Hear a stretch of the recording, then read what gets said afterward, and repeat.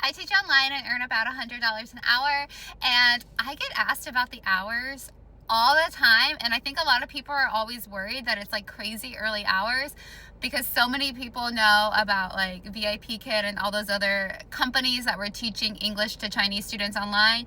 And so living in America, to get to their time zone, it was crazy. Like people were teaching in the middle of the night or like 3, 4 a.m.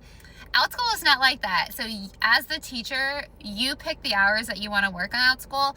I am a single mom. I homeschool my son, and I'm just busy like everybody. And so I only teach on Tuesday and Thursday. I have one class at 11 a.m., which is when my son's doing mostly independent work. And then I teach 3 classes after his homeschool day, but before like his after school extracurriculars start. So it's around my schedule, and you can change it at any time. Like I used to have a class that was like a little bit more into the evening. He is starting wrestling, and he has a new season. The practice times change, and so I had to cancel a class.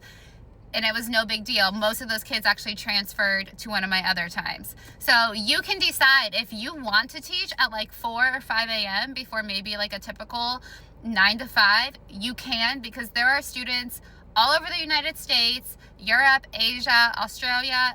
There are students in every single time zone. I did teach for like 2 years ago. I taught a class at 8 a.m. on Eastern time zone, and most of my students were actually not American.